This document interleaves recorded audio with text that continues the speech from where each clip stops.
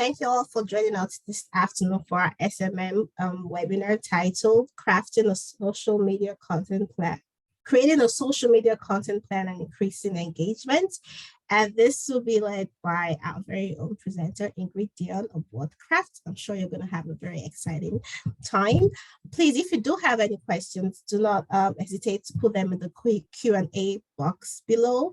And also, please note that these sessions are recorded and will be uploaded on our Digiport website. So now over to you, Ingrid. Okay, thank you, Courage. And welcome to our webinar for this afternoon. I'm super excited to be here. I love talking about social media. I get really excited about it.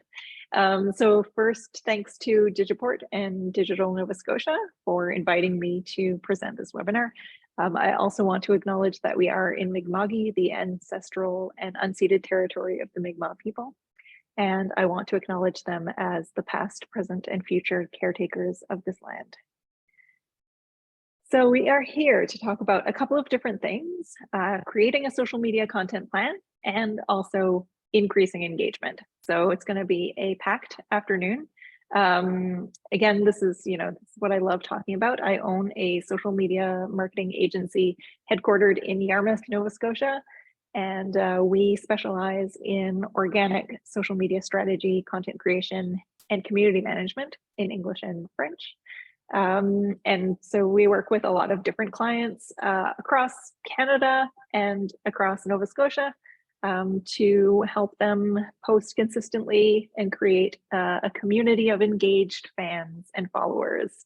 So we'll talk about how my method for creating a social media content plan, and then we'll go through a bunch of tips for getting more engagement, more likes, comments, and shares on your posts. All right, so as Courage mentioned, feel free to put any questions in the Q&A at any point. I will stop once in a while for questions, but I'm okay with being interrupted at any point. Just feel free to ask as many questions as possible. There are no bad, wrong questions. All questions are good. All questions are valid. All right, so the first thing we will dive into is creating a content plan. So whenever I create social media content, I always plan ahead. I plan a month in advance. That's what we do for our clients. I recognize that not everyone can plan a month in advance, so maybe you plan a week in advance. That's okay too. Most of what I'll be talking about is in the context of planning a month in advance, but you can feel free to boil that down to planning a week in advance. Whatever you can manage is okay. So we start with content pillars. So this helps us get organized. So pillars, you can think of them as categories or themes or buckets. They're categories for your social media content, so your different social media posts. And all of your different social media posts should fall into one of your categories or your pillars or your buckets.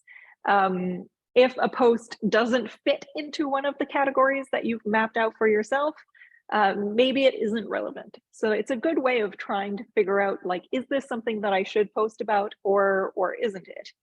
It also helps you stay organized. So when you're looking at a calendar and you're planning your posts, you can sort of think of, okay, I need 2 posts from this pillar, 3 posts from that pillar, 1 post from this pillar. So it helps you map out your calendar of content, and also helps you stay on brand. It helps keep your content consistent, and just helps. It's always better to have a plan when you're doing anything, right? So this is how we plan social media content. Some businesses have 4 pillars, and I'll go through some examples of pillars so that you know what I'm talking about. Others have like up to 7. It doesn't matter the number of pillars that you have. What matters is that you're capturing all of the different sort of components of your business in those pillars. So I am going to take you through a few examples. One example from a business that we worked with that is a service-based business. and then one example from a product-based business, just so you can sort of hopefully see your own business somewhat reflected in either of these, or maybe both of them. And it will maybe help you come up with some ideas for pillars for your company in particular. Will we get the slides? Yes, I can absolutely share the slides. And also I will share a worksheet that it's available in Digiport, but there is a worksheet for creating your content pillars. So I will share that as well. So you don't need to take like really detailed notes because you will get the slides. All right, let me just close that. All right, so this is the content pillars that we created for a service-based business. It was a woman who does yoga and Pilates for older women over 50. And so we did a social media strategy for her. These are her content pillars. The first one you can see is about me. So she is a service-based business and the business is really about her own services. So most different businesses will have a pillar that's either about me or about us or our story, because it's really important to show who is behind the business. And I know a lot of us business owners, we don't necessarily want to show ourselves on social media too much, or maybe your employees don't want to show themselves on social media. However, you will often find that any post where you have pictures of yourself or pictures of your employees, those are often your top performing posts. And the reason for that is that people like to engage with people. So social media, even though it's through a computer or a smartphone, we still crave that personal interaction. So whenever you have posts about people, those are the ones that perform really well. So it is really important to have a pillar that is about the people behind the business, whether that's, and I'll go through some examples of what kinds of posts fall into each of these pillars to sort of get your creative juices going. So the next pillar is the workshops. So this is essentially her service. This is what she does. She does workshops, Pilates, different courses, Pilates, yoga, classes, workshops, all of that kind of thing. So those fall under that pillar. And whatever your service or business or product is, that will have a pillar. Because this is one of the main things that you want to talk about is what you're actually offering as a business, whether it's a service or a product. Then the next pillar is tips. So any kind of tips that she can offer as an expert in Pilates and yoga for women over 50, she shares them all in this pillar. And then the final pillar that we have for her is user-generated content. So this is essentially when one of your customers, your clients, they post something about you or about your business, and then you repost it. This is a great pillar to have because it helps foster that sense of community in your business on social media. So if someone comes to your restaurant, or they come to your hotel, or they come to your gift shop, or they buy one of your teas, or they come and take a class from you, they take a photo, they post it on Instagram, on Facebook, on Twitter, on LinkedIn, on TikTok, on Pinterest, wherever, and they tag you. And then you see that someone posted something about your business. Then the great thing to do is to repost that. And it really, the person who posted it feels special because you've reposted it, you've engaged back with them, because social media is really, and I will say this probably 17 times today, social media is social after all. So it's a give and take, it's a conversation. So if someone comes to your business, they post about it, you repost it, that's a way of engaging and having that back and forth interaction, that social interaction that is part of social media, even though a lot of people think of social media as more of an antisocial activity. It is definitely social. So when someone tags you and you repost it, or someone takes a photo in your restaurant and they send it to you, and then you say, hey, would it be okay if we posted this on our page? they say yes, then that is user-generated content. It's content that's generated by your customer. And again, anytime you have these types of interactions with your customers, it's great to repost that. So those are the different pillars that we set out for her business. So hopefully you're coming up with maybe some ideas of pillars that would be relevant to your business as well. And I will go through each of these pillars and show you what kinds of posts, the types of posts that we mapped out for this business. And maybe you'll be able to draw some inspiration for your own business. So the About Me pillar is, again, it's the backstory. It's the about the person behind the business. So what is she up to? What are her qualifications? What makes her qualified to teach yoga and Pilates to women over 50? Why yoga and Pilates are important to her? The behind the scenes of planning a class or a workshop. What goes into that? How does she plan a class? Where does she get inspiration? Her favorite stretches, her favorite poses, her favorite workshops that she offers. And, you know, short posts about those things. This is my favorite stretch for back pain. This is my favorite stretch for people who are having issues with their knees, whatever it is. Scenic shots from her surroundings. She is on the south shore of Nova Scotia in a beautiful area. And so she often posts just beautiful photos of her surroundings. She does a lot of personal chats to her phone, you know, talking to her audience directly. So those fall into About Me, what she's up to, the behind the scenes. Also, any anniversaries, like I've been in business for 3 years. This is, you know, we've been in this studio for 1 year.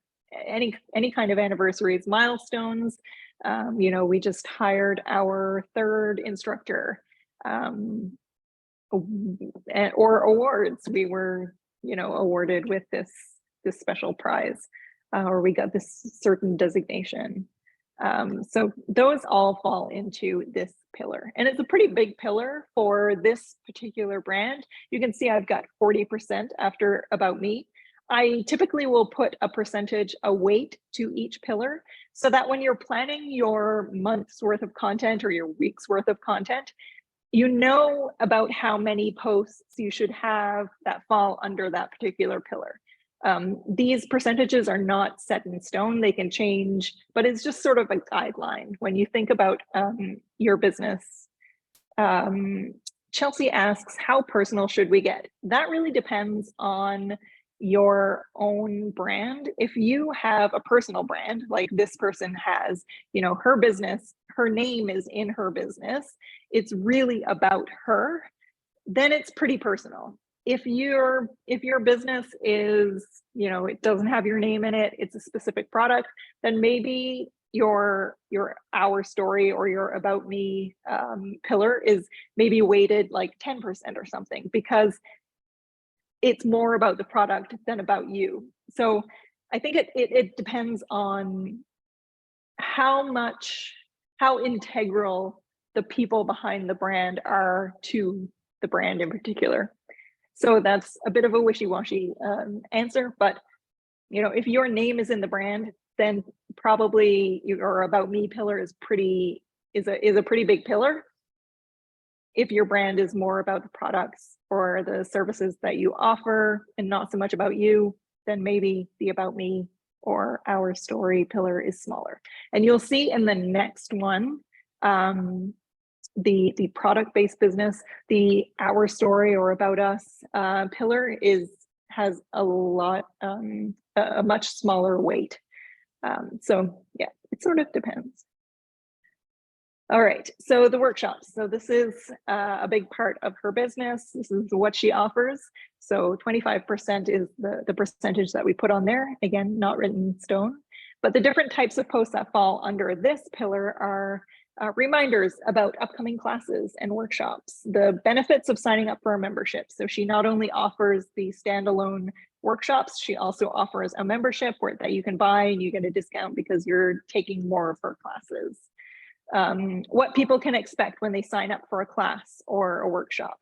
I love these types of posts, like what people can expect when they come to your business, what people can expect when they take a class from you, what people can expect when they work with you, when they hire you for services, what they can expect when they buy your product.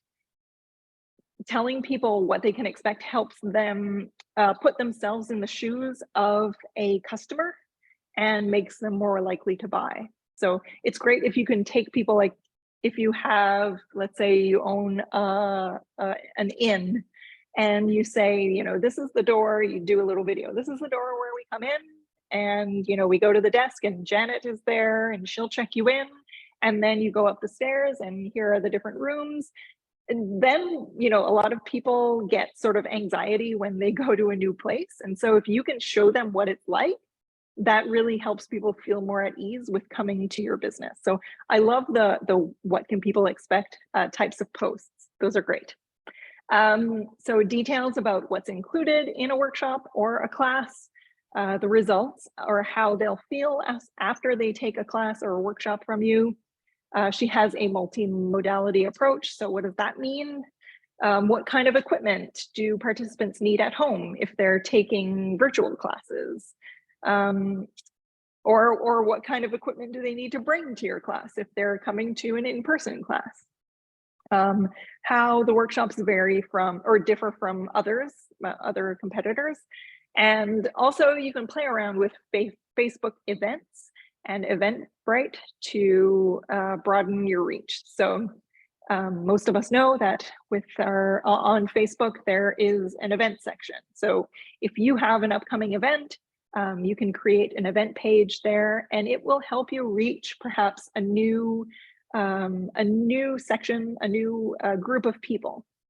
So when you post about your events on your own Facebook page, on your business's Facebook page, you will likely reach your followers.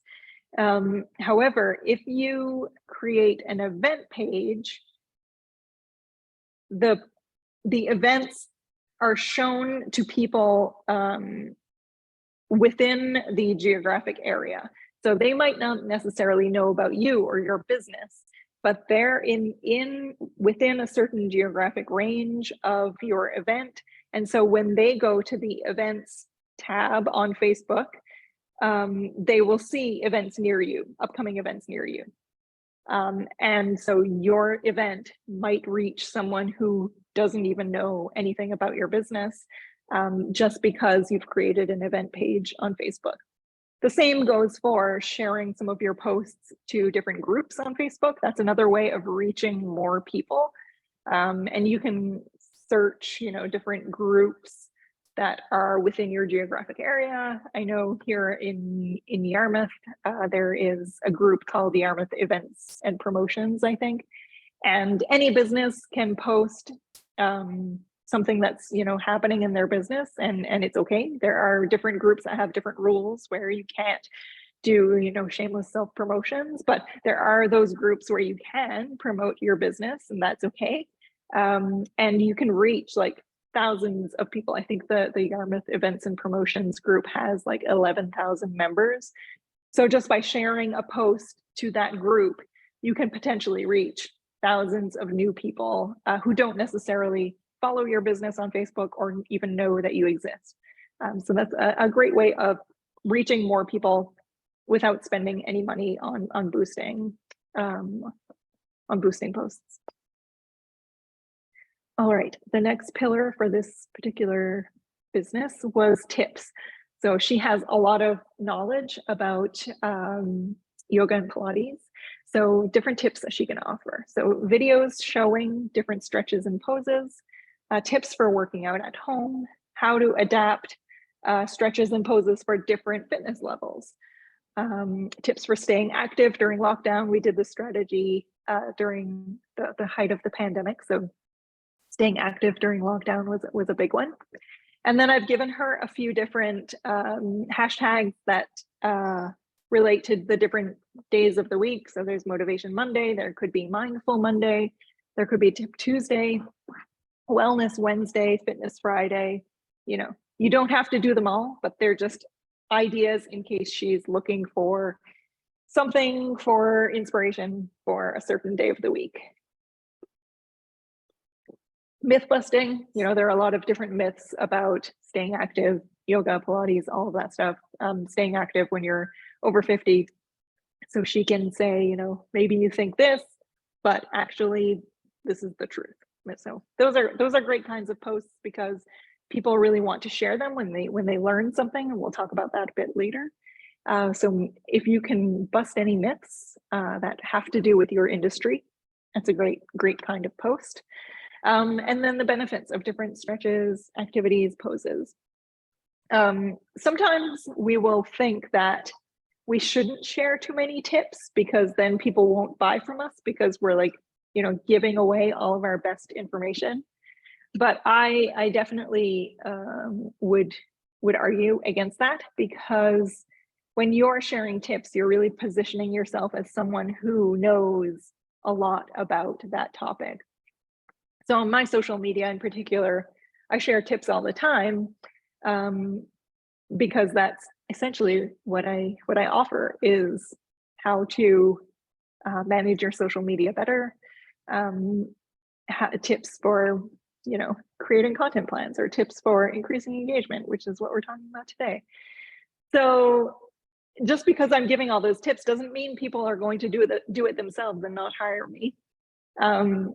Chances are people are not going to do it themselves. They will just see you as an expert or see you as a trusted source, and then they're more likely to buy from you. So even if you give away all of your best tips for free, it doesn't mean that people aren't going to hire you. So definitely share as many tips as you can, because then it builds trust. And then user generated. So I talked about this briefly, but this could be testimonials from happy clients. So she's had people come in and take her courses, and they're really happy, and they've written something about how it made them feel. Then that's a great thing to share on social media. Again, it helps build trust and helps potential customers put themselves in the shoes of a happy customer or client. You can also have a branded hashtag. So it says ask participants to use hashtag name of the business if they post about taking one of your classes, and you'll repost the photos. You don't necessarily need your own branded hashtag. However, it does help if you're looking for user-generated content. So maybe it's the name of your restaurant, or it's the name of your inn, or it's the name of your store, or it's the name of your brand. As long as it's something that's a name that's not a widely used hashtag, because otherwise, if it's like your business name is like something normal, like, I don't know, backpack. If you use hashtag backpack, you'll see way more than just just your business. So make sure that it's somewhat unique, so that you're not just seeing tons of other hashtags, or tons of hashtags that are relevant to another business or another product or something like that. So my business is wordcraft. There's probably not a lot of if you search hashtag wordcraft, there's probably not a lot of different things that will show up, except for things that are related to my company. So if your company name is unique, then you can use that hashtag. If not, you might need to add an extra word to it or something, so that it is unique. Although, like I said, it's not necessary. You don't need your own branded hashtag. It's just sometimes it's helpful if people are posting about your business and you want to be able to search to find those mentions. It's perfectly fine to ask people to just tag your business on Facebook, on Instagram, on Twitter, on TikTok, on LinkedIn, and you'll see them in your notifications. So that's sometimes easier than having a branded hashtag. And then partnerships with other fitness instructors, if they're banding together to create a course together, or maybe it's like a retreat or something, that when other people are posting about your business, it helps you reach their audience as well. So you're reaching a new audience, and if you're posting about their business, they're reaching your audience. So it's fun to do partnerships with other like-minded businesses, so you can sort of introduce another business to your audience, and they can introduce your business to their audience. So it really helps grow your network of potential fans. All right, so I'm going to move on to the content pillars for the product-based business. Any more questions? Like I said, you can pop questions in the Q&A at any point, but just thought I would pause for a second.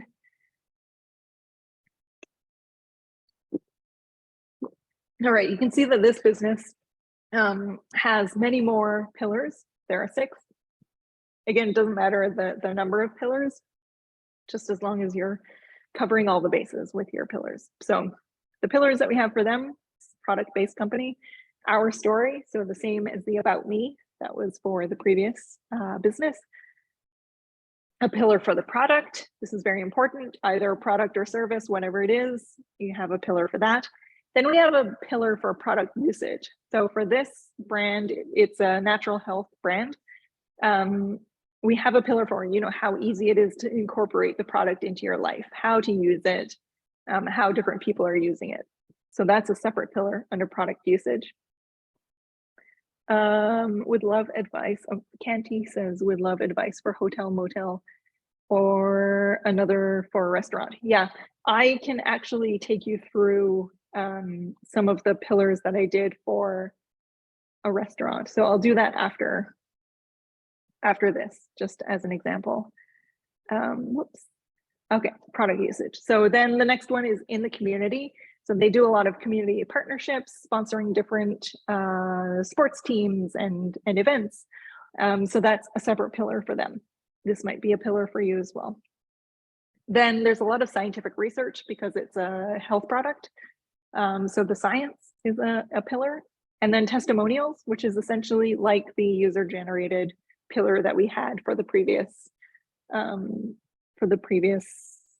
service-based business. So I'll take you through each of these pillars. So you can see with our story, whereas the other personal brand about me was 40%, for this company, our story is only 15% because it's not a personal brand. So it's not quite as important, but it's going to be there because people have got to know who is behind the business. So it's sharing the story of the business, the people behind the business. It's a sea cucumber company, so the sea cucumber harvesters themselves, highlighting anniversaries, talking about company growth and milestones. So they've been around for 22 years, and these are the different milestones that they've hit. This is how much they've grown. Their sustainable practices, and their environmental initiatives and awards would go in here too. They've won some awards recently, so that was something that we posted about quite a bit. So the next one, the product. So this is the biggest pillar for them. So because they're a product-based business, it is really all about the product. Showcasing the product, announcing any new product releases, information about sea cucumbers themselves, being transparent about the manufacturing process, what goes on behind the scenes, where does the product come from, how is it processed, all of that stuff. Engaging customers in product innovation, so make them feel part of a decision. This is another great one. If you do have a product-based business, or maybe even this could work in services as well. If you're thinking about a new product or a new service, maybe you create a post saying, we're thinking about a new product. Do you prefer this flavor or this flavor? We're thinking about offering a new service. Do you like this kind of service or this kind of service? And then people, can vote. You can do it as a poll, or you can just do it as a question. People answer it in the comments, but it really helps make your audience feel like they're a part of the decision, a part of your business decisions. And then when you make a decision and you went, you chose the option that they really liked, they are more likely to support you. So it is really fun to engage your audience in those decisions. Educating people about sea cucumbers and their benefits. why should people choose this product over others, and then the health benefits of sea cucumbers. So we've also got the pillar for product usage. So this is how consumers are incorporating the product into their day-to-day lives, the simplicity and ease of using it. Sharing recipes, how can you use it in food? Making the product relatable by showing real people taking it. So this is, not using stock photography, but actually taking photos of people having the product, pouring it in their hand, with a glass of water, taking the supplement. And how long does it take to get benefits from the product? What can people expect? That's sort of falls into the, what can you expect when you use this product? In the community, so this is a smaller pillar, but updates on the teams and groups that they're sponsoring, showing their involvement in local events, and showing their involvement in sustainable marine practices. Then we have a pillar for the science. So these are updates on academic studies that they're involved with. Research being conducted by their partners. They partner with a lot of different universities in the area. So what's going on behind the scenes research-wise. Links to scientific studies that don't involve this company in particular, but are relevant to sea cucumbers.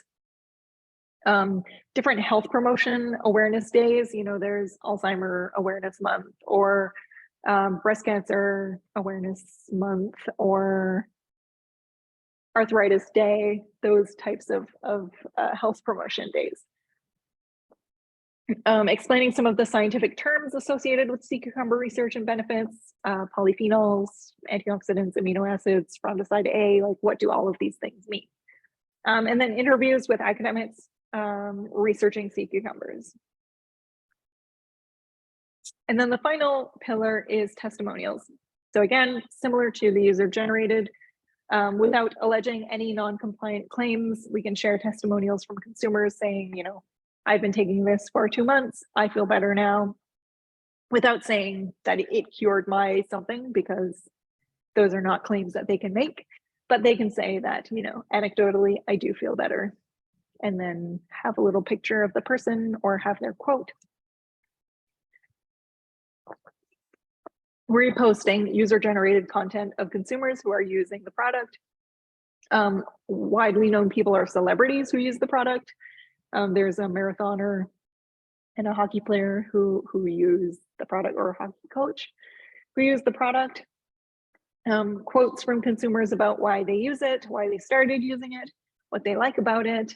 And this doesn't have to be claims, because they can't make a whole lot of claims because it's a health product. So those are some of their pillars. I promised you I would show some examples from a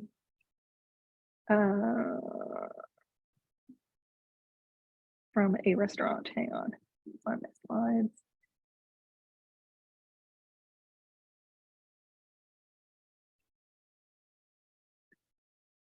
It is here. So this is from a restaurant. It is a local restaurant, as you can see. All right, so these were the content pillars that we did for them. So the first one was Our Story, and this is a restaurant and motel, so they have both. Our Story, we've already talked about that. The food, so that's their product. So there's a pillar for the food. There's a pillar for the motel, because they're a restaurant and motel together.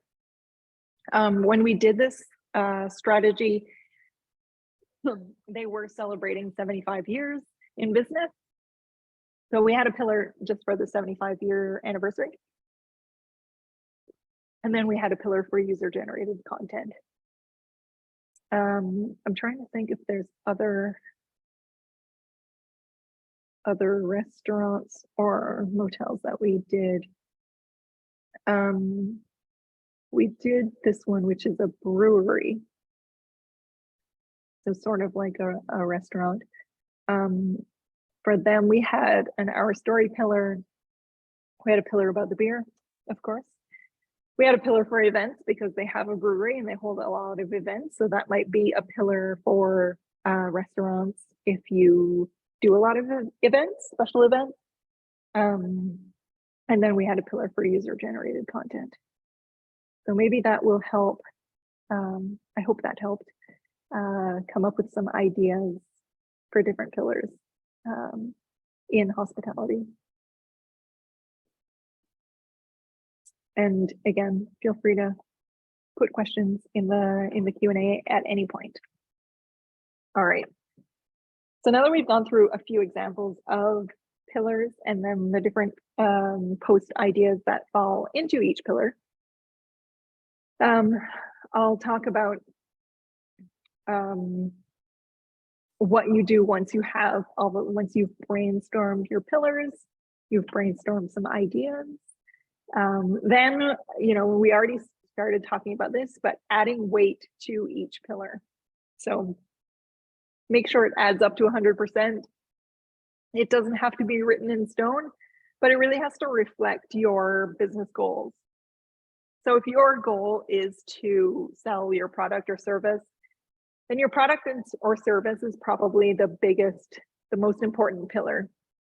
If your goal is more to, be relatable or build a little bit of awareness with your personal brand, then maybe your About Me pillar is more important. If your goal is to position yourself as a thought leader, then maybe tips is the most important. So it really just depends on what your business goals are. Any suggestions on how to brainstorm these content pillars? So I find if I look at different examples, that helps to brainstorm them. And if you think about the different,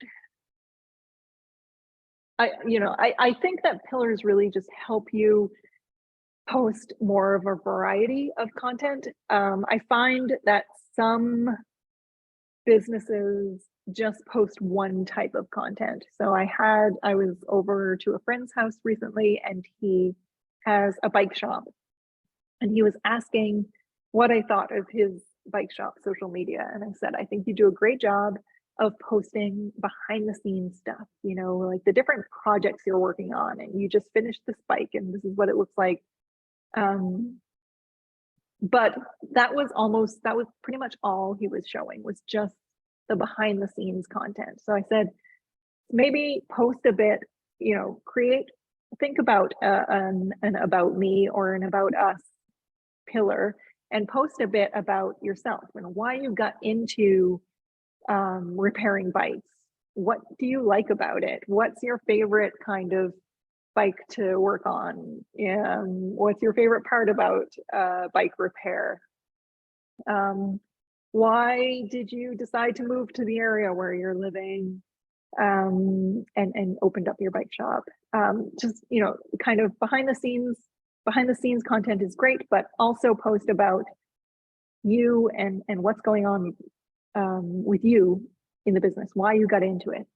And then I said, and then you could have a tips pillar. So you could give people tips on how to keep their bikes in tip-top shape between visits to the bike shop. So what can they do to, I don't know, make sure that their chain is oiled? Or, if you find yourself on the trail and you have a flat tire, what do you do? I don't know. And then in tips, you could also have posts at different times of the year. Now's a great time to book your tune-up because it's spring. It's almost winter, so maybe you get special tires put on your bike for the winter, just like you do with your car. So tips would be a great pillar. So that's sort of how I start brainstorming. I don't know if that helps answer the question, but think about the different aspects of your business and things that you could share. Also, sometimes it helps to talk to someone, talk to one of your favorite customers and find out what they want to hear from you on social media. What are they curious about? What do they want to learn from you? What do they want to see? A lot of people like a peek behind the scenes that they don't usually see. So yeah, I hope that helps. All right. So adding weight to the pillars, we talked about that. Not written in stone. It can move, it can change as you go on. Determine how often you'll post. So a lot of people ask me, how often should I post? Should I be posting every day? Is it okay if I don't post every day? Yes, it is okay. I always tell people you should post as often as you can manage. I don't think social media should stress you out. So if you can manage 2 posts per week, that's okay. If you can manage 5 posts per week, that's okay too. Just whatever you can do, yeah. If it's possible for you to do 5 posts per week and you're going to consistently do that, then that's fine. But if you can only manage 5 posts per week for the next 2 weeks, and then you're going to be completely burnt out and you're not going to post for the next 3 weeks, that's not cool. I would prefer that you only post twice per week and save some of those ideas for later. So it's important to keep it consistent. So if you decide to post twice a week, that's fine. Just keep doing it consistently. Or if you decide to post every day, that's okay too. Just do it consistently. Determine the best time to post. So there are different ways you can find that out. You can look in your insights on Facebook or Instagram, and it will tell you when your audience is online, which is a wonderful thing. I can show you really quickly on Facebook. Apologies for this. So let's go into this page. So if you go into your page and then you go into insights, and this is the same on Instagram, and I believe it's the same on Twitter, you'll see the same thing. But if you go into your insights, often there will be a section about your audience or something. On Facebook, it's called posts. But it will tell you on Instagram, it's called audience. It will tell you when your audience is more likely to be online. So this shows, this mountain type thing, shows you in a day how many of your followers are on Facebook, actively on Facebook. So you can see there's a little bit of a bump at 1500 or 3 o'clock, 4 o'clock, I guess. It is in Pacific time, so it's actually 8 p.m., not 4 p.m. So just to make it confusing for everyone, nothing's ever easy. So for this company in particular, they have a little spike in the evening. They have another spike usually around lunchtime. So it's 9, but 9, 10, 11, 12, 1. And I see this pretty consistently for most of the brands that I work with. There's usually a little bit of a bump early in the morning, a little bit of a bump at lunchtime, and a bump in the evening. So essentially, when people are not working. So they check Facebook early in the morning, they check at lunchtime, and they're on again in the evening. That's not necessarily a rule, but it's something that I pretty consistently see across the board. And then you can hover over the different days and it will show you the data for each day. And you can see it's pretty consistent for this brand. There's always the little bump in the morning, the little bump at lunchtime, and then the bump in the evening. And then of course it tapers off when people are asleep. And then you can also see here, it'll tell you how many of your followers are on Facebook each day. And you can see it's pretty much consistent across the board because people are on Facebook every single day. Any cost-effective, okay, someone asks, any cost-effective software as a service program for planning, scheduling, and auto posting? Yes, I will get to that. So just sit tight. So anyways, you can look at your own insights and you can see when your followers are more likely to be on that social media platform. And that will help you determine when you should post. Again, like I said, lunchtime is usually a pretty good time, first thing in the morning and evening. But again, it depends on your particular audience. You know, there are different brands that if your target audience is an insomniac, then the middle of the night might be a great time to post. You'll see that with the Calm app, C-A-L-M. They are essentially to help people sleep. So they often will post in the middle of the night because it makes sense for them to post then because their target audience is awake and trying to get to sleep. So I'm not sure how many people on this call have insomnia as their target audience, but worth knowing. All right. All right. Determine where you'll post. So this is another one. People will often ask, you know, should I be posting on every single platform? Because there are so many of them. The answer is no. The answer is to post where your target audience is.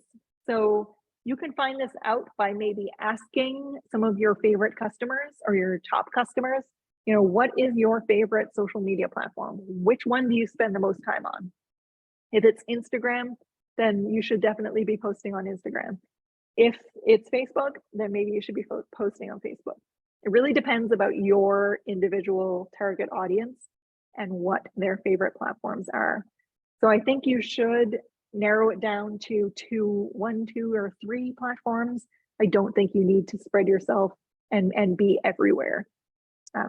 Narrow it down. And then, of course, always keep your ideal customer, your target audience in mind when you're creating content. You want to make sure it resonates with them so that they see themselves reflected and they want to engage with you. All right, so planning and scheduling, what the last question was about. So I mentioned that I usually plan a month in advance. So I look at the calendar and I start by filling in date-specific posts. So if you have events that are happening, or you want to post about National Donut Day, or you want to post about Remembrance Day, then start filling those into your content calendar. And then develop the rest of the content around those date-specific posts. The ones that can't move should go in first, and then you build the other posts. Like if you're posting twice a week and you have one post for Remembrance Day, then you want another post for that week, but it can be about anything. Just think about your pillars and pick a type of post that falls within one of your pillars. So once I've mapped everything out, I've mapped out my month, then I start writing the captions and figuring out what the photography or videography will be. There are lots of different free content calendar templates. You can Google free social media content calendar template or something like that, and you will likely find some great looking templates. We use one that we've developed that works for us, but whatever you choose, whatever works for you is totally fine. So scheduling tools. So if you're only posting on Facebook and Instagram, you can schedule your posts right in Facebook. And I can show you how to do that. So we'll go back to Facebook here. If we go back to the main page, our main Facebook page, you will see Planner here. This is where you will schedule your posts.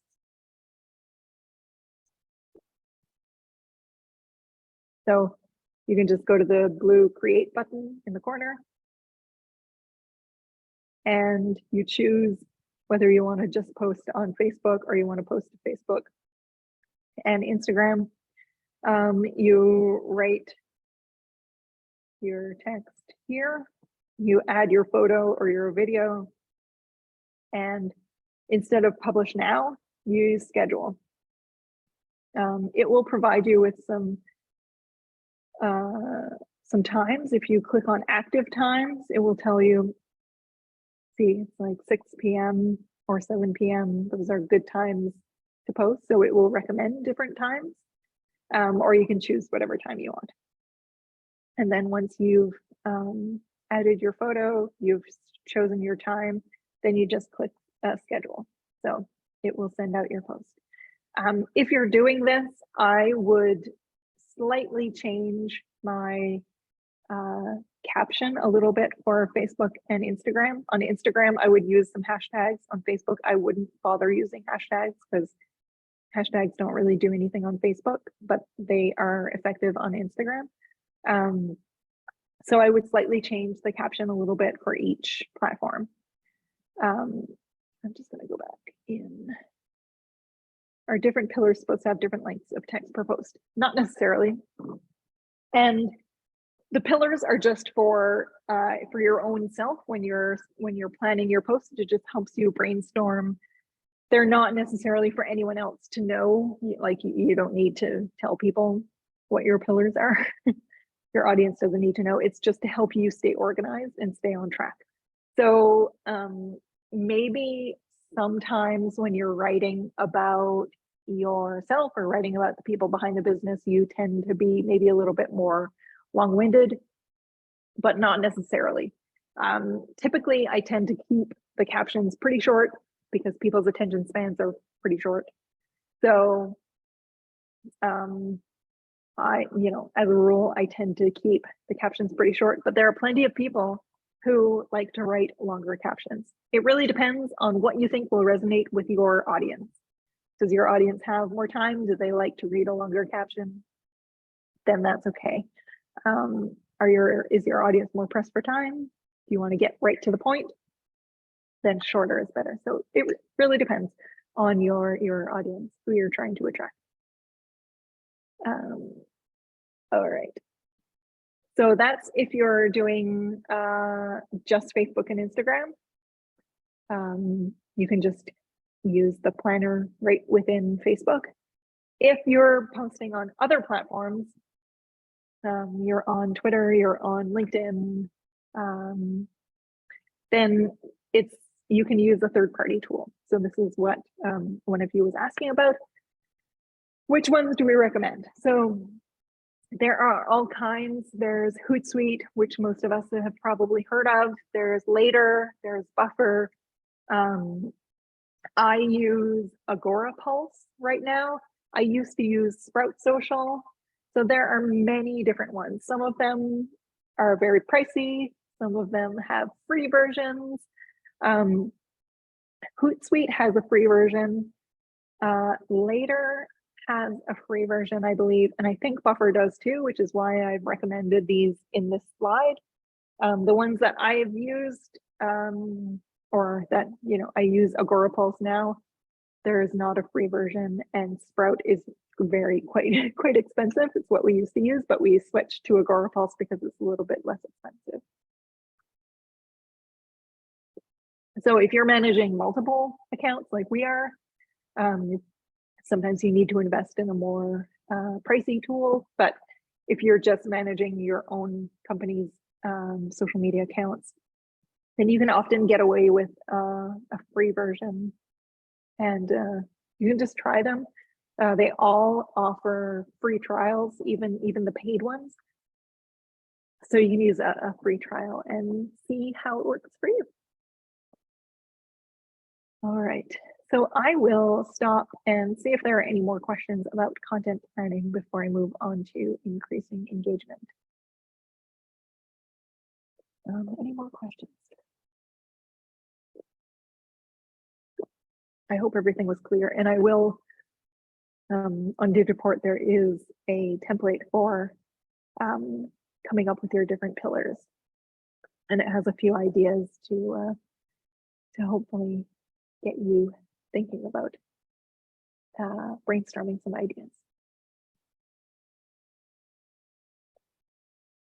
All right, should we Do people want a break before we head into increasing engagement? Courage, what do you recommend? I think you can go ahead. Okay, just dive right into it. All right, we shall do that. All right, so we're going to talk about increasing engagement. So this is like some of my favorite stuff.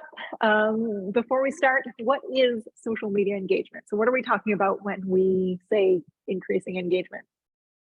Essentially, it is likes, comments, shares, retweets, saves, clicks, all of those kinds of things. Whenever someone takes an action on your social media post, that is engagement.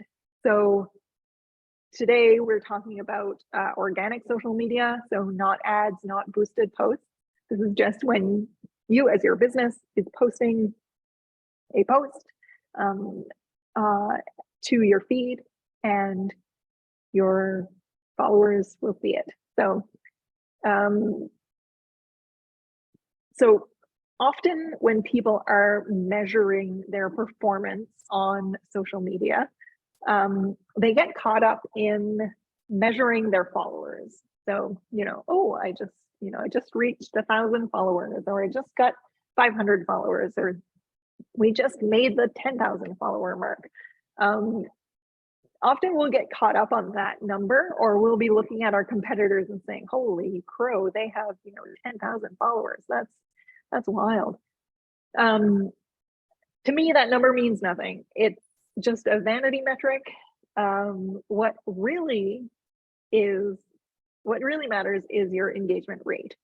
So if you have 10,000 followers and very few are liking or commenting or sharing or clicking on your posts, then what good is 10,000 followers who aren't engaging? You're better off having 1,000 followers who are really invested in your business and are really engaging. So don't get caught up on the follower count. Don't let that get you down.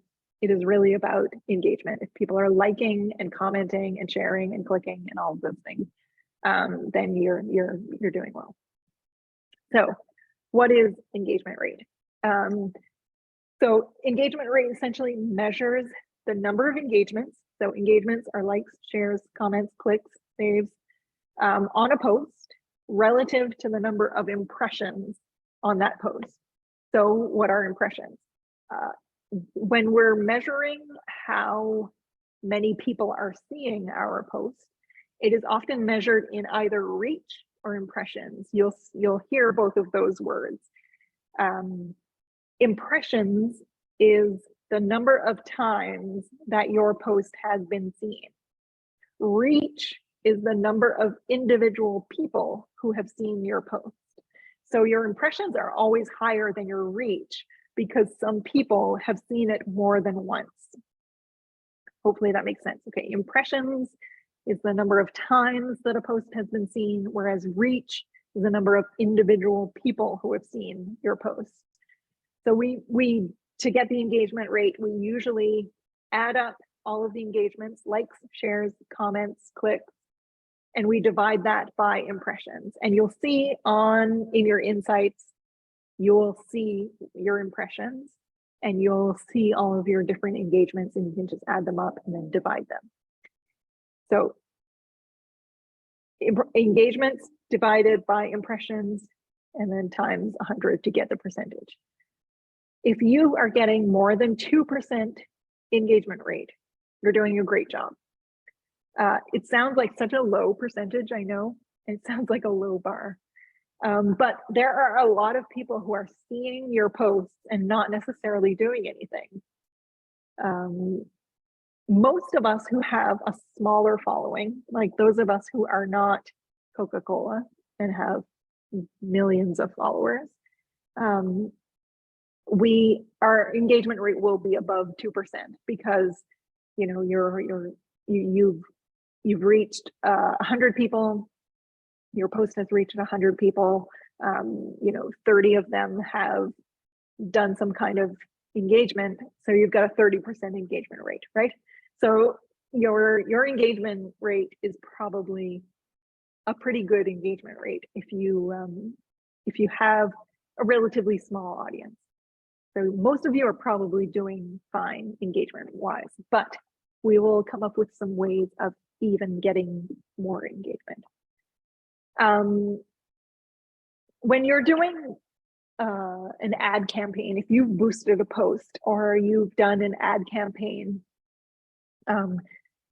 the different social media platform will predict for you how many engagements you're likely to get based on the amount of money you're spending per day. But when we're doing organic content, we don't have that because we're just sending out a post into the world of social media, and we don't necessarily know how much engagement it's going to get. Like, it's not like Facebook sees one of your posts and says, this is pretty good, like you'll probably get this amount of engagement. Like, we're just doing it blind. So with organic social media content, your post performance can depend on so many different factors. Was the copy really clear and engaging? Did the image stop people from scrolling?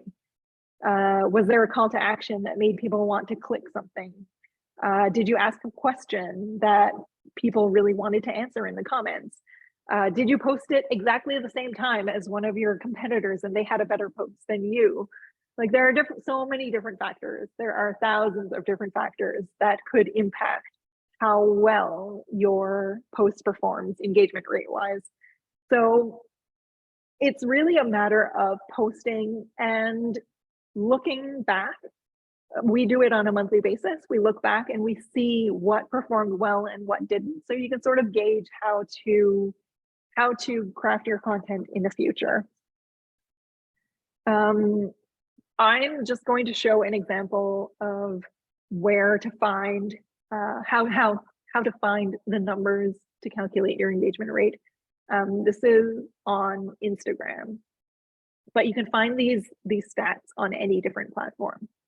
So if you go into your post insights on Instagram, you will see these are your engagements, right? So you have 42 likes, you have 5 comments, you have 4 shares. And then if you scroll down, you will see your impressions. So 357 impressions. So you add these up and you divide them by your impressions times 100, and then you get your engagement rate. So that's essentially how engagement rate is tracked. I know it's kind of mathy, but hopefully this is okay with everyone.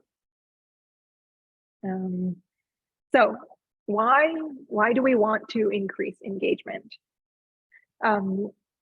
Essentially, because the last thing that you want is to create a social media post and have no one engage with it.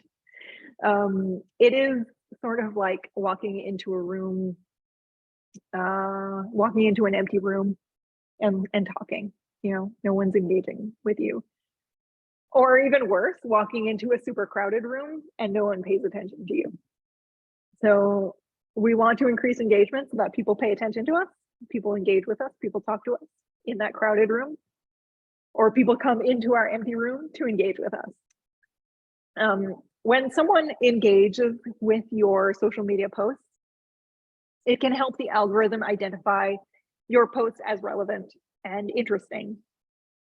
And the algorithm is more likely to send that post out to more people. So you'll notice when you're looking at your impressions on all of your different posts, the number is different. So say you have 1,000 followers, maybe some of your posts have 300 impressions, some of them have 900 impressions, some of them have 500 impressions. It's all of your followers are not necessarily seeing all of your posts.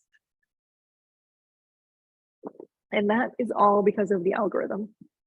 So when you send out a post, if not too many people engage with it, then the algorithm is less likely to show it to more people. If you send out a post and it gets a lot of engagement right away, the algorithm is more likely to send it to more people. So you want to try to get more engagement so that the algorithm sees it and says, that is an interesting post. People are engaging with that. More people should see it. And we want to do this in a way that is not inauthentic. So you want to do it in a way that is meaningful, because the algorithms know when something's fake. So if you've created like a group of 20 people and you say, oh, we're all going to engage with each other's posts so that the algorithms will show it to more people, the algorithm will be onto you. The algorithm will say, it's the same 20 people who are always engaging with this post, and they're trying to game the system. So we're not going to show it to more people. So you really want to foster that meaningful engagement. You want to ask questions that people want to answer. Like I mentioned, asking people, we're thinking about launching a new service. Do you prefer this or this? That's meaningful engagement, because people are going to give you meaningful information, rather than telling people like, comment on this post or something. So that's not so meaningful. Hopefully this is getting across. So you really want to develop some meaningful relationships. And social media is kind of unlike some other different forms of marketing, where maybe you have a blog or an email list or a brochure or a website, and those marketing materials, you're talking at you're talking to your audience, rather than having a conversation with them. With social media, again, I'm going to say it, social media is social, so it's really about having conversations, that back and forth. So you really want to give people a reason to engage with you and to have those meaningful interactions. All right, so one way to get more engagement is to create posts that people want to share. So we're calling this shareable content. And one great category of content that people want to share is something that we're going to call edutainment. So this is when you're educating and also entertaining, hitting those two items. That's gold content. So people, if you create posts that people want to share, you will get more reach, you'll get more impressions, because people are sharing your posts because they're like, my friends should see this. I learned something from this. I thought this was funny. I thought this was useful, and I think my friends should see it. So they're sharing it. So you're reaching their friends as well, not only reaching your core your core followers, you're also reaching your followers' friends, and so it's creating shareable content is a great way of increasing reach, increasing impressions, and increasing engagement. So here are a few examples of types of posts that are shareable or fall into the edutainment category. So if you can teach people something that is both educational and entertaining, and people are more likely to share that. So if you have if you have something, you can do a video showing people how to do something DIY. You have a restaurant and you want to show people what goes on behind the scenes, how you put a certain dish together without revealing too many secrets, maybe. So you post a video that teaches people how to do something.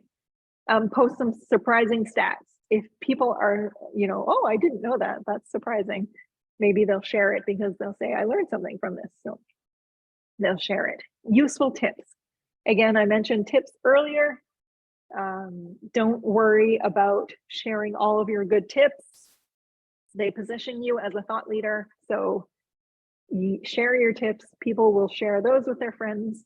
You'll reach more people. If you can solve people's problems, you solve a problem for them, they'll say, this was helpful.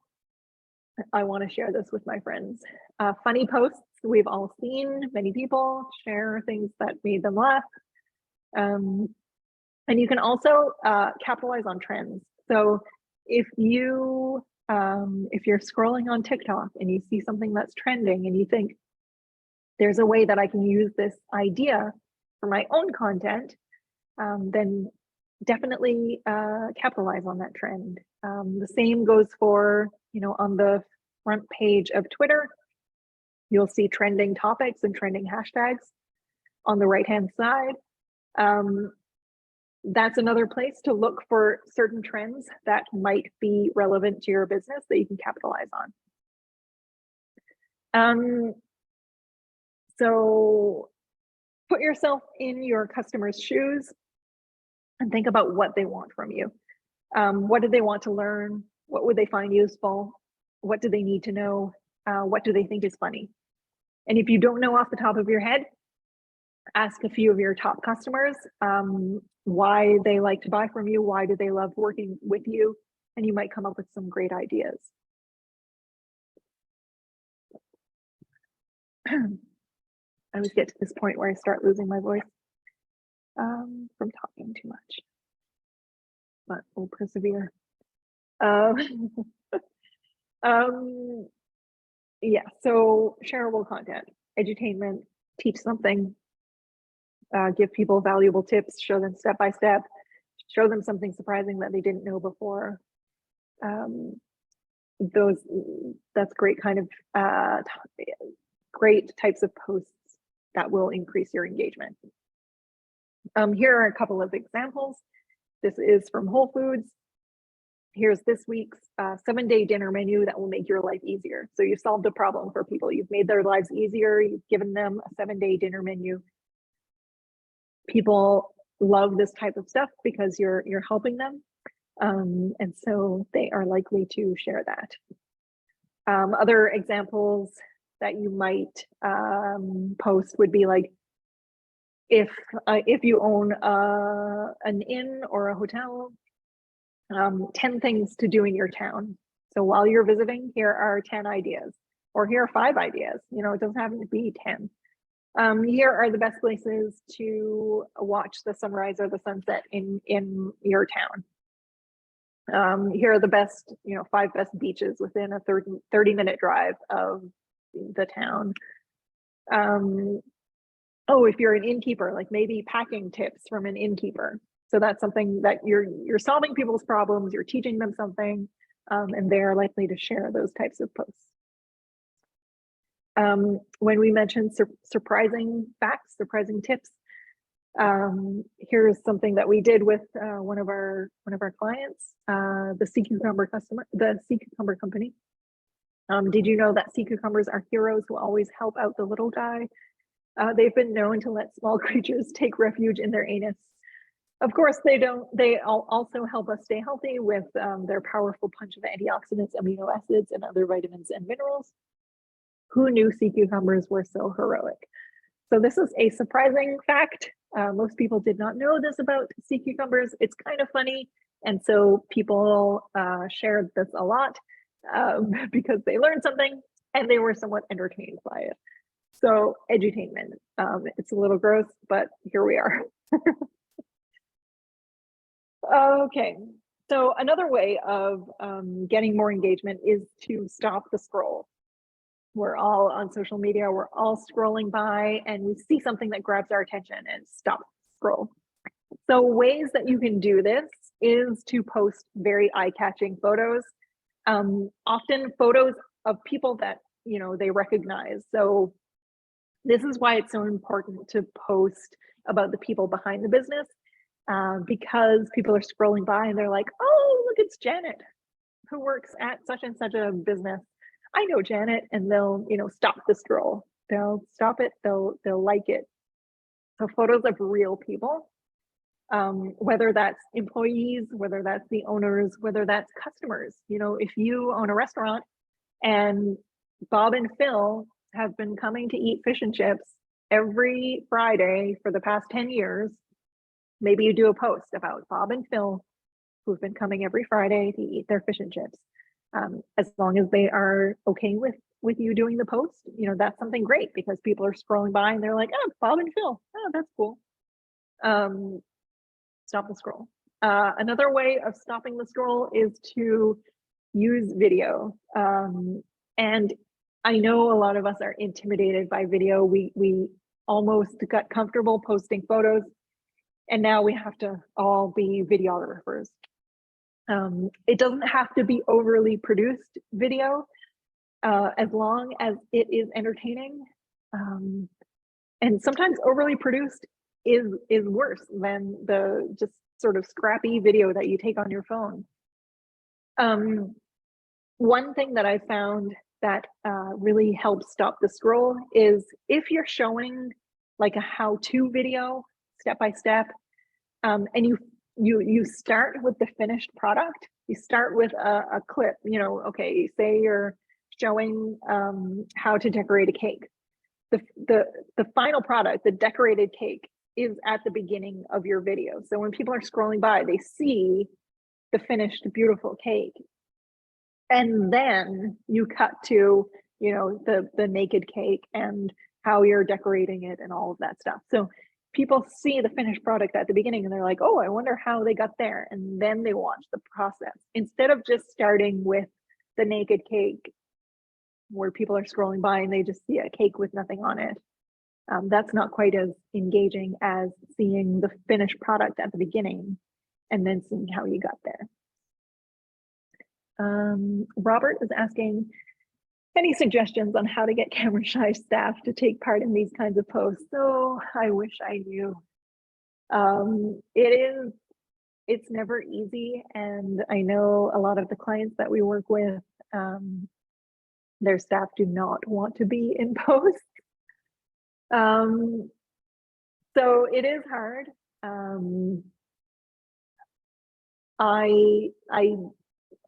I don't really know unless to tell them that, you know, this will really help us reach more people and people love seeing people who work with us.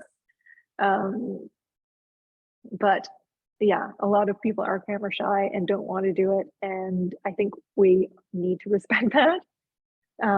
But if people at all want to be on your social media, it is great content. And, you know I wouldn't force people to do it. But it does really help your social media performance if they do consent to it. So I don't know, maybe you can just kindly ask, and if they still don't want to do it, I wouldn't pressure them because that could make them feel kind of uncomfortable. All right, post carousels on Instagram. So that's another thing. If you don't know, carousels are posts on Instagram that have more than one photo. So you'll see you're scrolling by and you'll see the photo come up, and then you'll see that you can swipe and see more photos. That is what a carousel is. Now, these are great on Instagram in particular, because if you're scrolling by and you've seen the first photo on a carousel by one of your followers and you didn't engage with it, the algorithm is likely to show it to you again, but with the second photo as the first photo instead. So you have the chance of reaching people twice with carousels, which is great. Like, it really helps to increase your reach, your impressions, and your engagement. So experiment with carousels. If you have some posts where you can post more than one image, like, you know, you had an event on the weekend and you have 5 pictures from the event, post them all in one post on Instagram as a carousel, and people can scroll through. You'll probably notice that those have more impressions and probably more engagement than your standalone photos on Instagram. So there's a great tip.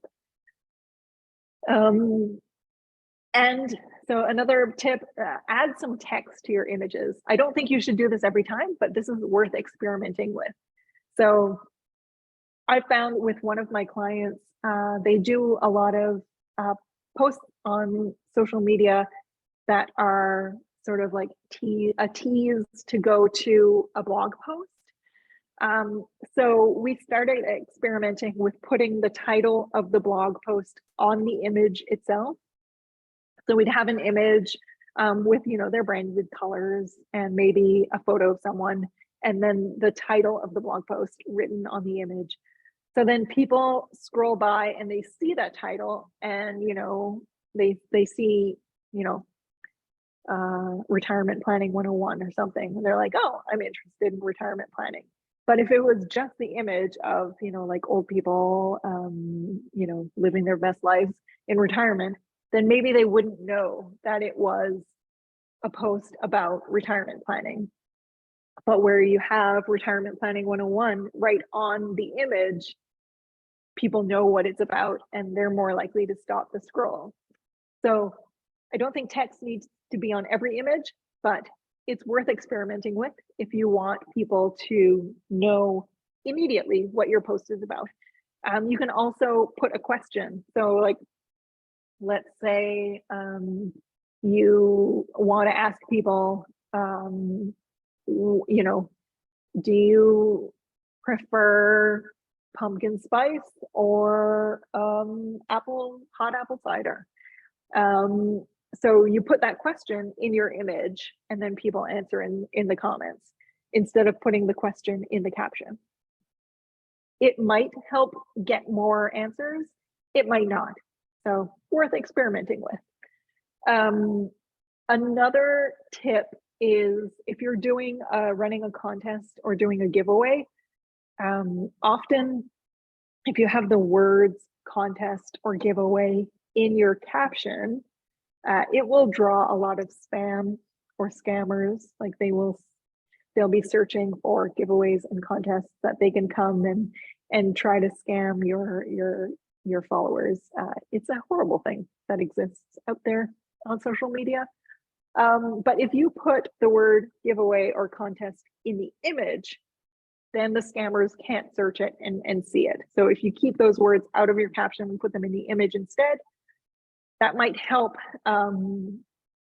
sort of trick the scammers so that they don't come and try to scam all your followers. So there's another tip. I also could talk about content for an hour. If you have any questions about contests, feel free to ask. I won't go into all of the things that I know about contests unless people really want to know. So I'll leave that invitation there. So some more tips for increasing engagement. I'm going to say it again, social media is social after all. So always think about your social media posts as conversations rather than broadcasts. So it's a conversation, it's not a broadcast. You want to ask questions, you want to use polls, you want to test your followers' knowledge, you want to do all kinds of things that help have that give and take. Because like I mentioned, the algorithms want to promote posts that create meaningful conversations. Chelsea asks about contests. All right, I'll get into that after this slide. Oh dear. So ask meaningful questions, not yes or no questions or rhetorical questions. You want to ask questions that your target audience would be compelled to answer. And usually those questions are questions where people are compelled to share an opinion or share a story. So what's your favorite flavor of ice cream? What's the coolest thing you ever found while beachcombing? So people will have a story about that. What was your favorite Halloween costume? People will have a story about that. What's your best travel tip? People will have an opinion about that, right? What was the worst job you ever had? Again, an opportunity for people to share a story. Use polls. A lot of the different platforms have a poll function. LinkedIn does, Twitter does, Instagram on stories. There are all kinds of different stickers that you can use. There's polls, there's quizzes, there's the little slidey thing. All of these engagement tools exist because the social media platforms want you to use them. So use them any opportunity that you have. Trivia is a fun thing to do on social media because you ask a question, you test your followers' knowledge, and then you give them an answer. So those are fun because people are compelled to answer and compelled to have a conversation. Ask me anything. So this is when if you're an expert in your field, and you probably all are. So you can tell people, you'll do a live video where you'll answer everyone's questions about whatever it is that you know a whole lot about.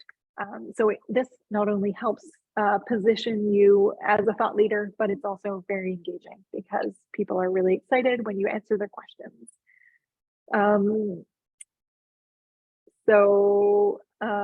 Reactive, so I have reactive and proactive engagement. So most of what we've talked about today is reactive engagement. So this is when you answer the comments in your own posts. You ask a question in your post, people answer it, and then you engage back with them.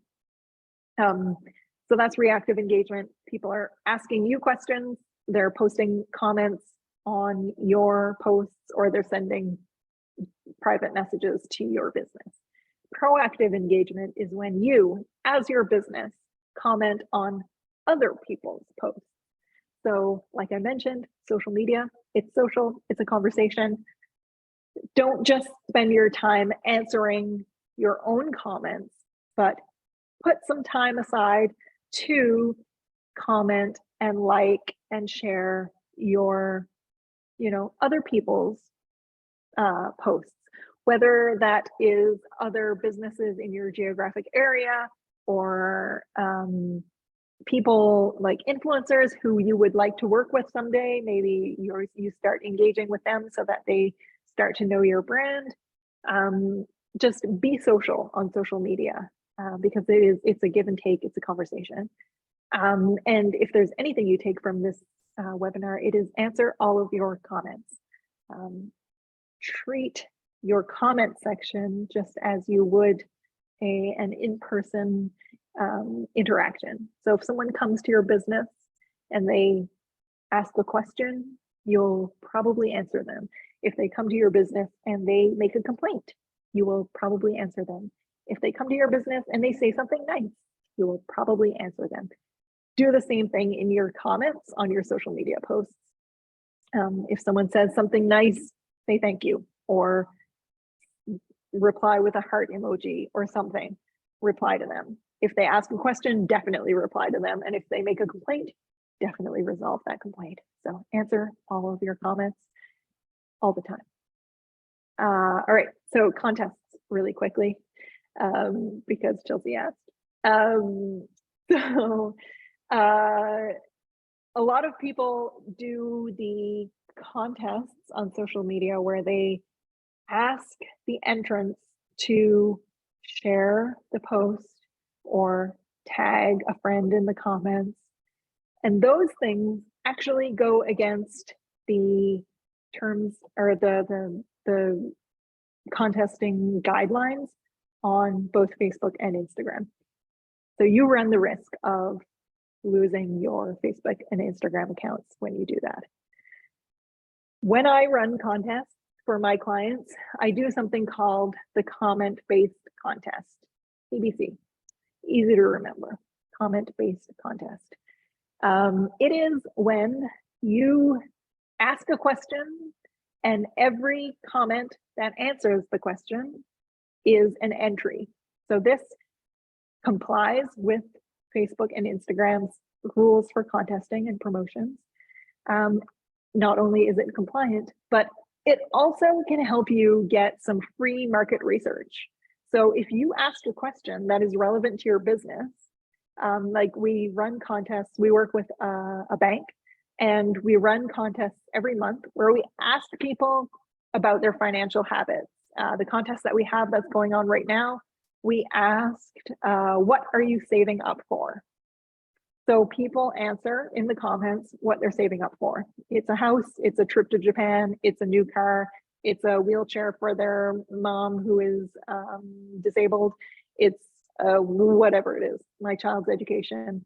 They just answer what they're saving up for. So it's really easy because people just have to answer the question, usually with their opinion. And it's compliant and it gives you free market research. So now we have this whole comment section of 600 to 1,000 comments from people who talk about what they're saving up for. So that helps us get sort of into their brains and know what's important to them. So comment-based contests are the way to go, I would always say. And instead of the share and tag a friend, those are not only not compliant, but they're super annoying. Like, I hate it when people tag me in a contest post. It is super annoying, and it's easy to then export the comments to choose a winner. So there's a website called exportcomments.com. You just put in the URL for your post and it exports all of the comments into a spreadsheet, and then you can easily choose a winner. So it makes it so easy. Chelsea's asking, what is the measurable benefits of using hashtags? Ooh, I have a lot to say about hashtags too. All right. Yeah, I'll get right into hashtags right now. So quickly, hashtags are great on Twitter, on LinkedIn, on Instagram, on TikTok. Hashtags will do nothing for you on Facebook. So if you're posting on any of those other platforms, listen up. If you're only posting on Facebook, don't worry about it. You don't need to use hashtags. So let's go platform by platform. So on Twitter, you only have 280 characters, although I heard that might change. So I'm usually pretty diligent with my hashtags. I don't use too many because you don't have a whole lot of characters. So you've got to be a little bit choosy with your hashtags. So on Twitter, usually only use 1, 2, 3 hashtags. It's got to be really specifically important to that particular tweet. So if you're tweeting about something trending and you use that trending hashtag, great. If you're posting about an event and that event has a hashtag, use it. If you're posting about a topic and you can find a relevant hashtag, use it. But I wouldn't use too many hashtags on Twitter. Just keep it simple. On LinkedIn, I typically use 5 hashtags or fewer, because if you use too many hashtags on LinkedIn, you can get flagged as spam. So 5 or fewer. And I typically use hashtags that are pretty broad, like not too specific. So if you're tweeting about financial planning, maybe you use hashtag finances, you use hashtag financial planning, but you wouldn't use hashtag financial planning for women or something that's really specific. You would use a bit of a broader hashtag, hashtag financial literacy, something like that, rather than something that's super specific. And then on Instagram, you can use a maximum of 30 hashtags. You can use all 30, but you don't have to. Most of the time when I'm posting on Instagram, I use somewhere between 9 and 12 hashtags. That's not really based in evidence. There was a study that showed that you get more engagement if you use somewhere between 9 and 12 hashtags. I think that study is a little bit out of date at this point, but I just typically use that many hashtags. Not sure why, I just kind of got in the habit of it, but you can certainly use all 30 if you want. I usually, for Instagram, I usually use hashtags that, so when you're searching hashtags on Instagram, you go in the little search function and you search hashtag family photography, just as an example. Photography. All right, so I'm going to search hashtag family photography, and it will tell you how many times that hashtag has been used. So hashtag family photography has been used 11.6 million times. I typically on Instagram will use hashtags that have been used between 10,000 and like 900,000 times. I won't use hashtags that have been used 1 million times or more because they've just been used too many times, and you'll get lost in those hashtags because so many people are using those hashtags. When you use that hashtag, you just sort of, you're just one of 11.6 million. So no one's really going to notice you. Also, hashtags that have been used that many times, more than 1 million, are more likely to draw the attention of spammers. So they are following some of those really popular hashtags so that they can post something like, share this to women in business, whatever, I don't know. It's like super spammy and just weird. So if you don't want those super spammy comments, just stay away from those hashtags that have been used 1 million times or more. For a completely different reason, I don't use hashtags that have been used too few times. So if you're searching, some hashtag and you see that it's only been used, like hashtag family photography London or hashtag family photography Ireland. I mean, none of us are using that because we're not in Ireland, but maybe it's hashtag family photography Halifax. That one's only been used, let's say, a couple hundred times. It's too niche. No one's really looking for that hashtag. So I don't use the ones that have too few mentions.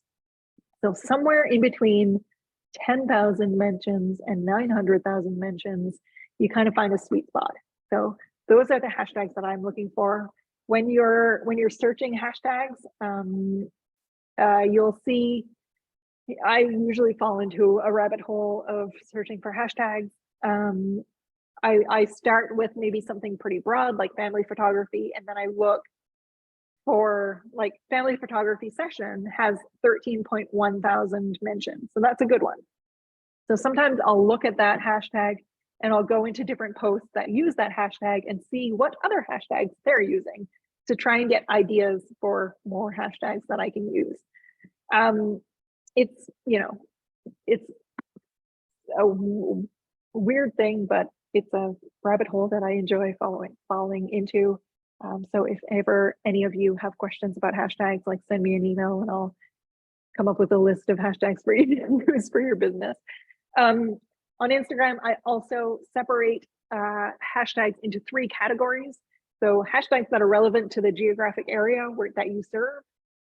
So if you're a restaurant in Lunenburg, maybe hashtag Lunenburg or hashtag South Shore or hashtag South Shore NS, hashtag Discover Nova Scotia, hashtag Visit Nova Scotia, geographic hashtags, then hashtags that are relevant to your industry. So whether that's, hashtag tourism Nova Scotia, hashtag inns of the world, I don't know, hashtag travel bloggers, that one's probably too big, but stuff like that are relevant to your industry. And then the third category is hashtags that you think your target audience might be following.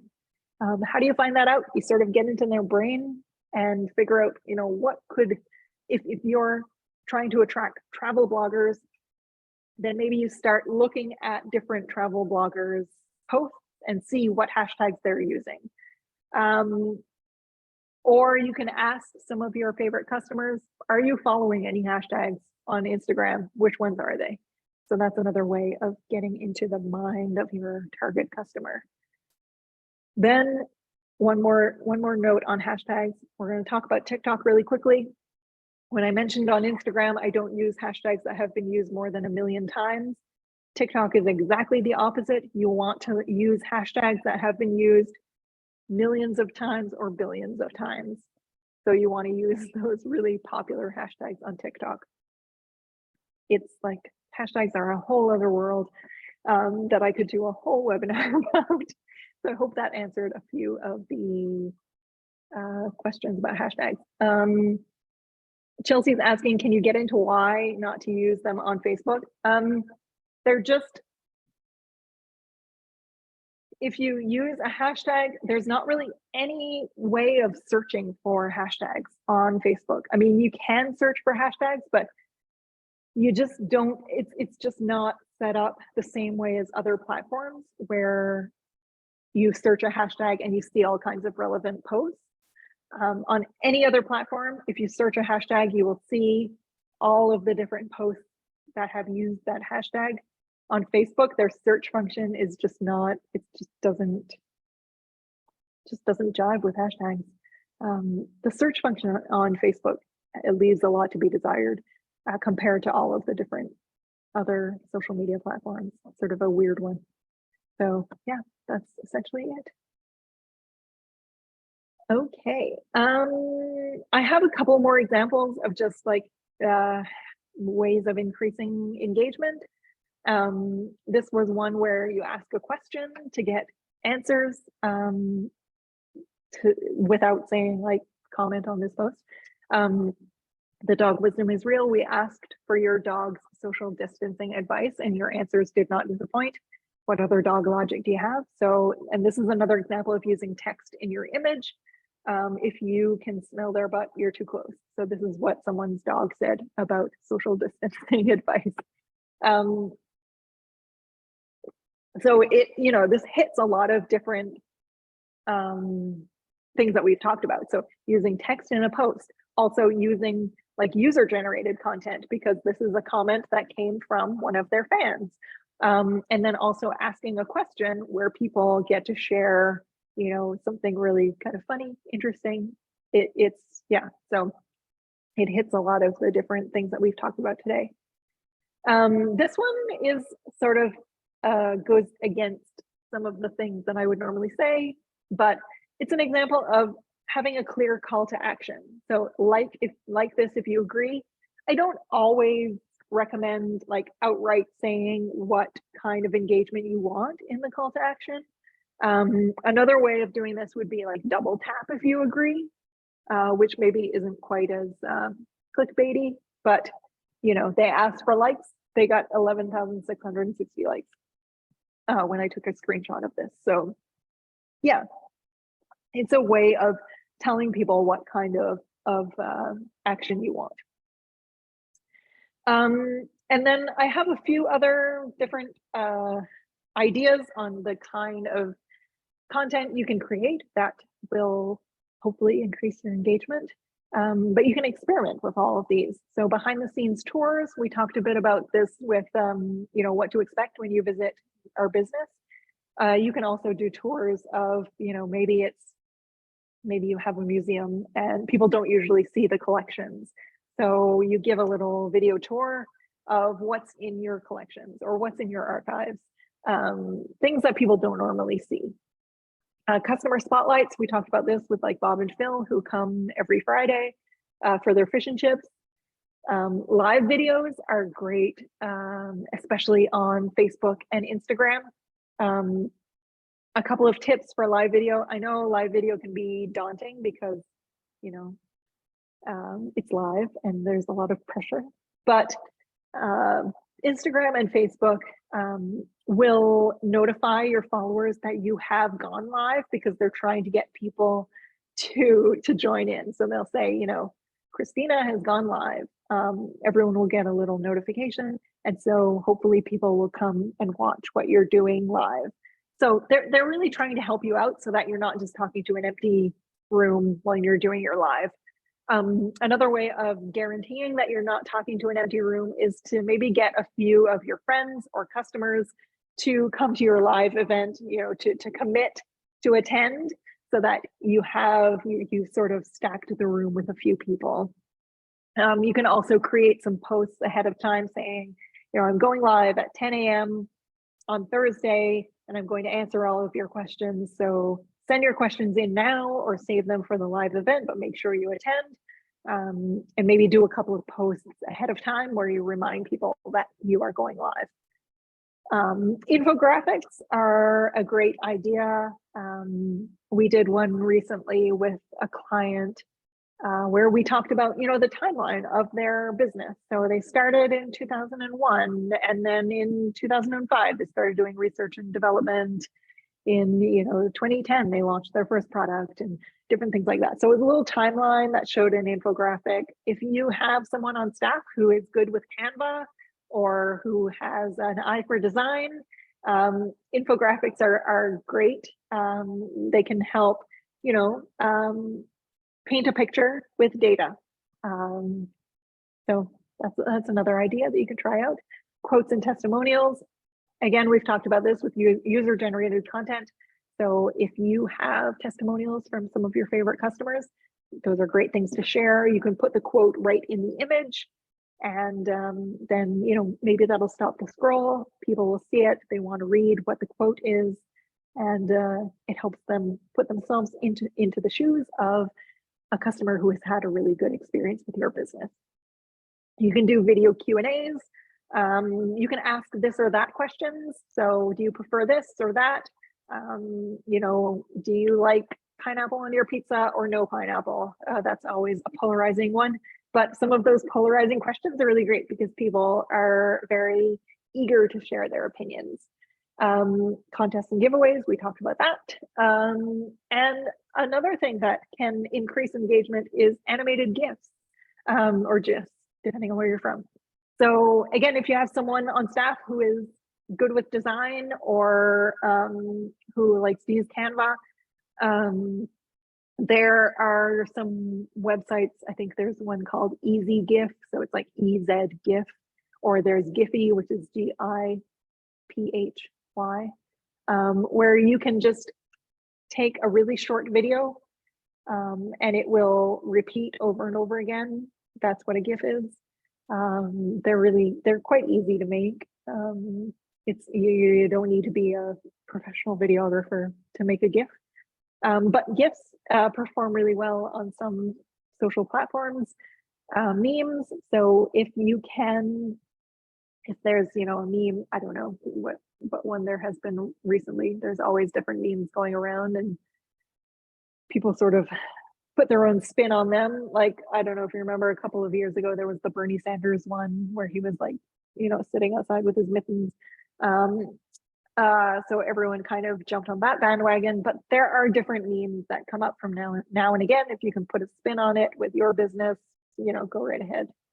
Those are fun ways to get some more engagement. Robert says that he does enjoy pineapple on his pizza. I can go either way, it depends on the day. All right, I think I've talked enough for today. Thank you so much for sticking through. It's been like almost 2 hours. If you ever have any questions about social media, do not be shy about sending me an email, ingrid@wordcraft.ca, or you can find me on Instagram @wordcraftinc. I'm happy to answer questions anytime. I love social media.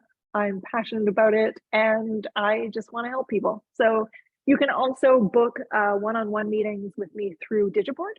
So that's another way of getting some time with me. So yeah, if there are any other questions, I think we have a few more minutes, but I feel like probably a lot of you are really tired of hearing me talk. So, so it's up to you. If you want to stick around, I'm happy to. Thank you very much, Ingrid. Oh, there's one question that just popped up. Okay. Chelsea says thank you. Thank you, Chelsea, for attending. So happy to have had this time to speak with all of you. We'll just give it a few seconds to see if any question comes up. For sure. And thanks everyone for all of your questions. It's always great when people are engaged and asking questions. I love that. So thanks.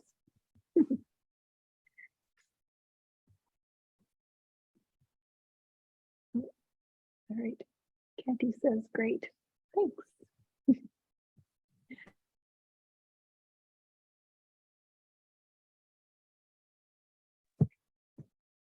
Okay. In the absence of any other question, just want to say thank you so much, Ingrid. I actually took a lot of notes on this end, so awesome. I should include them. I want to say thank you to everyone that took our time to join us and stay till the end of this webinar. And like we said earlier, this session is recorded and it will be uploaded for you to view on our Digiport channel. So thank you, everyone, and enjoy the rest of your day. Thank you. Thank you so much for attending, and thank you, Courage, for hosting. And yeah, have a great Tuesday. Bye.